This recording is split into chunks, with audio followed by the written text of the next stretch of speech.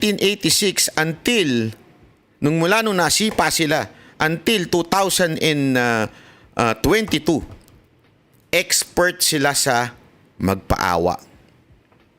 Yan ang number one propaganda nila. Mantakin mo, nanalo ang isang presidente, isang kandidato nang hindi humaharap sa tao, hindi humaharap sa debate.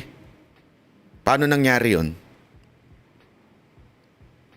Lagi lang niyang, ang laro lang niya, kawawa ako.